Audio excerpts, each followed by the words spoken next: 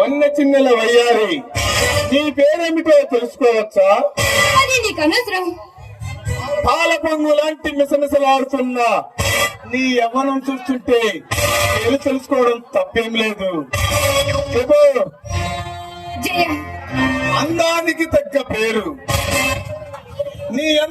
ఇంత అందమైన నీ వదనం ఆనందంగా ఉండవలసిన చోటు ఇది కాదు. ఏంటి నీ పిచ్చి వాగుడు? మితిమీరి మాట్లాడుతున్నానా లేక మతి తప్పి మాట్లాడుతున్నానా? సుకుమార సుందర వందన నందనవనం లాంటి నీ వదనాన్ని చూస్తుంటే కోరికలు కొనలు పెంచుకొని కొండవాగులా ప్రవహిస్తున్నాయి. నీవు తత్తర పడుతూ పిత్తర సుబ్బులు చూస్తుంటే నీ కనులలో కోటి వన్నెల వలపు వెన్నెల కోటి ప్రకాశిస్తున్నాయి. ఎడారి లాంటి నా జీవితంలోకి వయాశిస్సులా ప్రవేశించావు. నా వలపు దాహాన్ని తీర్చు. మిస్టర్, నేనెవరో తెలుసా? తెలిసి ఇలా మాట్లాడుతున్నావా? చెప్పండి, అలా తెలుస్తుంది చెక్కుముక్కి పెట్టా. నువ్వు మాట్లాడేది ఎస్టేట్ కార్పొరేటర్ రాఘవరావు మేనకోడల్ని. అది సంగతి గుర్తు పెట్టుకో. అడ్రస్ కే వచ్చానే చెంచల్. నాతో నీకేం పని? నీతోనే కాదు, ఈ బంగాళలో భద్రంగా బతుకుతున్న ప్రాణాల కోసం వచ్చాను. అంటే నువ్వు ప్రాణాలు తీస్తావా? నీ ప్రాణం మాత్రం తీయను. పసిడి వెన్నెల బొమ్మను వదులుకునే మూర్ఖుడు కాదు. అసలు నువ్వెవరు? ఎందుకు వచ్చావో చెప్పు. నేనెవరినో చెప్తే పాపం పిడికెడం తన్ని మెత్తని గుండె ఆగిపోతున్నాను. మాటలకి బెదిరిపోయే గుండె నాది కాదు. అయితే చెప్తాను విను. ఎవరి పేరు వింటే 5 రాష్ట్రాల ప్రజలు ఎవరి పేరు వినగానే పోలీసు యంత్రాంగం ప్రభుత్వ బలగాలు మంత్రం వేసినట్లు పోతుందో, ఎవరిని చూస్తే అంతర్జాతీయ దొంగల ముఠ అభివృద్ధి పడుతుందో, ఎవరి పేరు వింటే ఈ కొండ వీటి పరిచయం గడగడలాడతారు. ఆ బొప్పిలినే నేనే.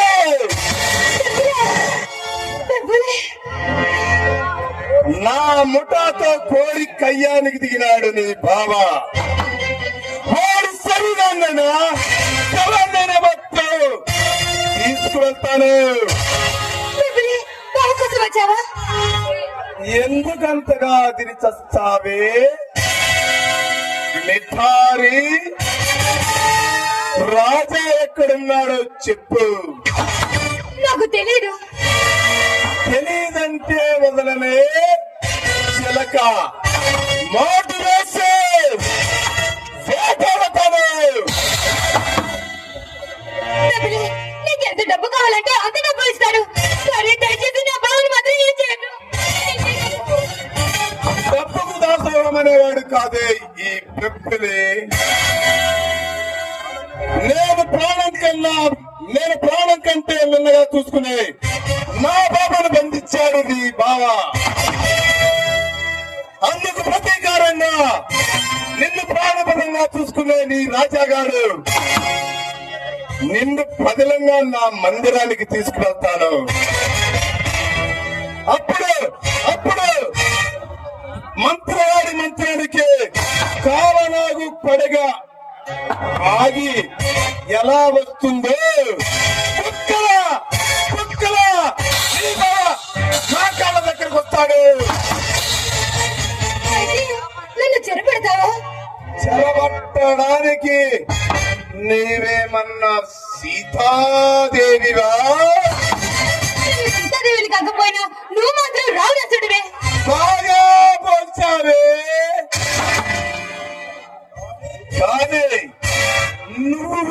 అనుకున్నట్లు నీ బాబేమి శ్రీరామచంద్రుడు కాదు. ఎందుకో తెలుసా? నన్ను ఎదిరిస్తే తమ్మవుతాయిలో కావకం లేవు కనుక. డబ్బులే చరిత్ర నీకోసారి చూడు. ఆడదాన్ని పొందుకోని వాడు ఎవడు బాగుపడినట్టు చరిత్రలో లేదు. ఏ చరిత్ర చూసినా మగాడు ఆడదాన్ని పొందుకోరని వాడే లేడు.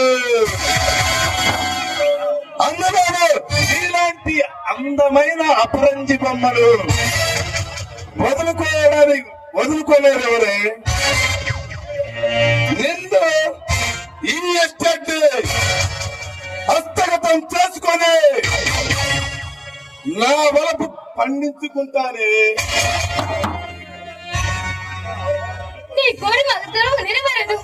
ఇది ఎక్కడి మాటే నిలబోని. ఈనాటి వరకు నా వలప కౌగిలిలో ఏ నెలజాలకి చోటు లేదు. వేరి కోరి నిన్ను చూశాను, వలచాను. నీ కమ్మని కౌగిలిలో మధుర స్వప్నాలకు మైమరచి నన్ను నీలోనికి చేర్చుకో. డబ్బులే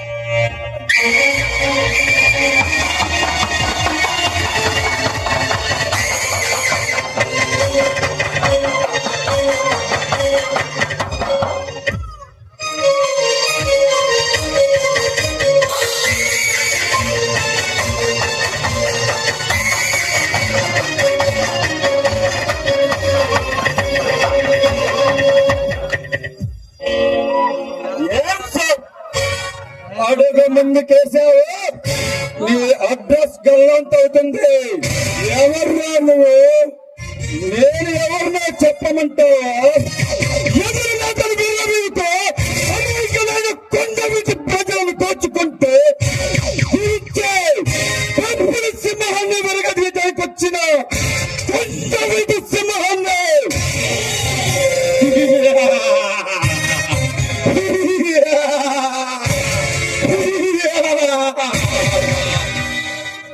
కొండవీటి సింహం నీకోసమే ఎదురుస్తున్నారా? నేను నీకోసమే వచ్చాను. నీ నాలుగు తీలుస్తాను. అడుగు ముందుకేసావా నా పిష్టలను కొట్టను. భయచక్షణం లేకుండా నీ దేహాన్ని తూట్లుగా తీర్చివేస్తాయి. చరిత్రలో లేదు, వెనకడుగు వేయడు. ఈ చరిత్ర చర్మగీతం పెరగడానికే వచ్చాను. చరిత్రను పట్టుకుంటే కాలిక ముట్టుకుంటే ప్రాణం పోతుంది.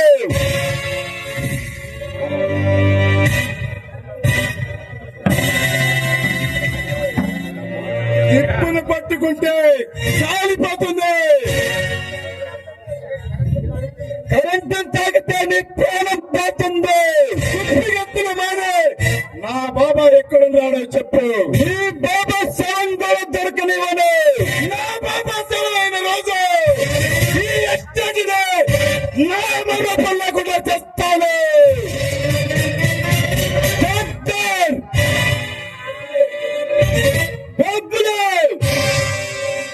ఎంతకాలం బందిపోటుగా జీవించి ప్రజల ప్రాణాలు దోచుకున్నారు.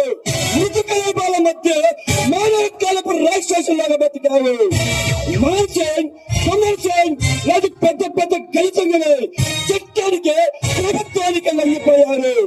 మర్యాదగా నువ్వు లొంగిపో. ఈ బొప్పిలి లొంగడమా? అందుకు నువ్వు సలహాలు ఇవ్వడం అసంభవం. ఈ బొప్పిలి ప్రాణాలతో ఎవ్వరికీ దొరకడు. కొండవీటి సింహం అనే పేరు మార్చుకున్నంత మాత్రాన ఈ బొప్పిలిని మోసగించలేవు రాజా.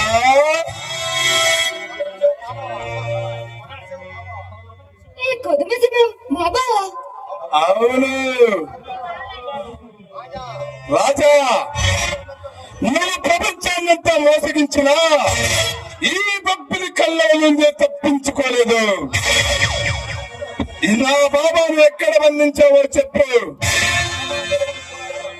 బాబా శవం కూడా దొరకనేమను.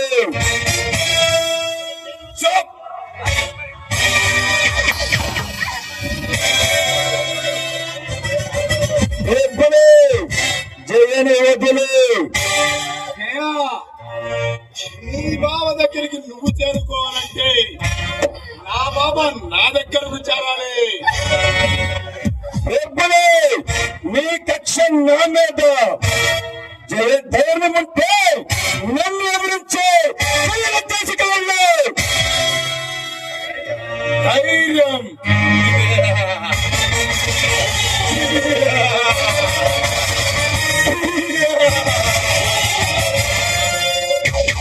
ధైర్యం గురించి నువ్వు నాకు చెప్తున్నావా?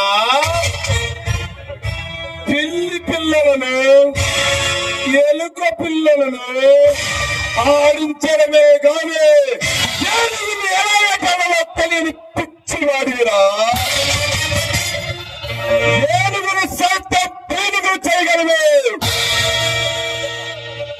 నీ గుండెల్లో నిద్రపోతాను, నీ బ్రతికే బంధులు చేస్తాను. అది నీ వల్ల కాదు.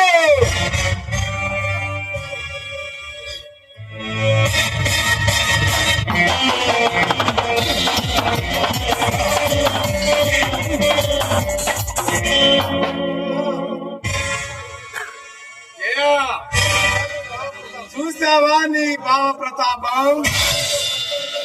ఈ బొబ్బిలితో పంతానికి తిరిగితే నేల కొరవాల్సిందే, మట్టి కరవాల్సిందే.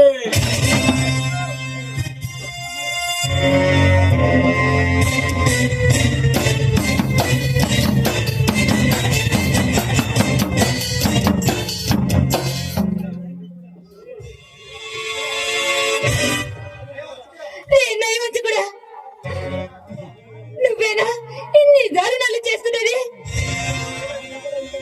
నేనెవరు ఇంకా నీకు అర్థం కాలేదా? మనోహర్, నువ్వు కూడా ఈ దొంగల ముఠాడివేనా? ఈ నిజాన్ని ఎంత ఆలస్యంగా తెలుసుకున్నందుకు నీ తెలివికి నా జోహర్. మర్యాదగా బాబా ఎక్కడ దాచావో చెప్పు.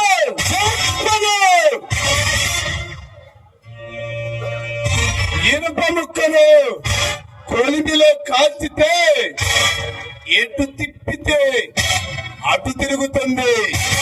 మన ఆదిత్య రుచి చూపిస్తే గాని ఈ రాజాగాడు దారికి రాడు.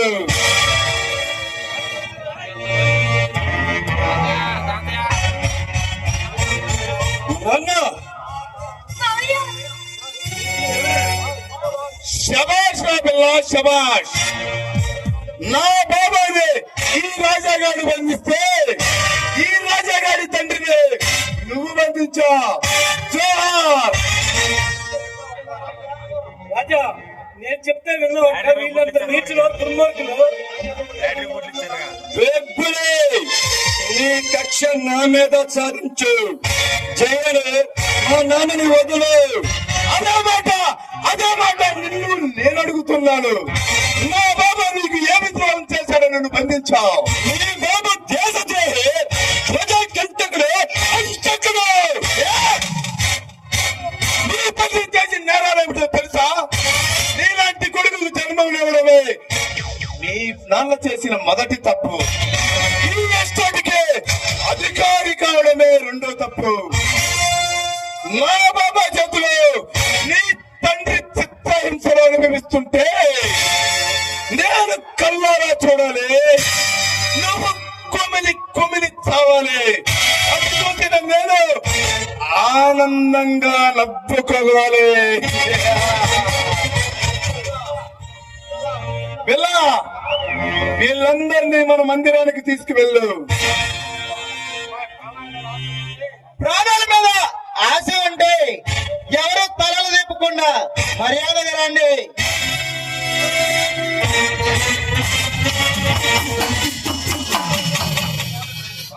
బాబా, నా చిరకాల వంచ నెరవేరబోతుంది. ఈ ఎస్టేట్ మన వశం కాబోతుంది. నిన్ను ఈ ఎస్టేట్ అంతా గాలించి బంగారు సింహాసనం చేయించి ఆ బంగారు సింహాసనంలో మిమ్మల్ని కూర్చోబెట్టబోతున్నాను.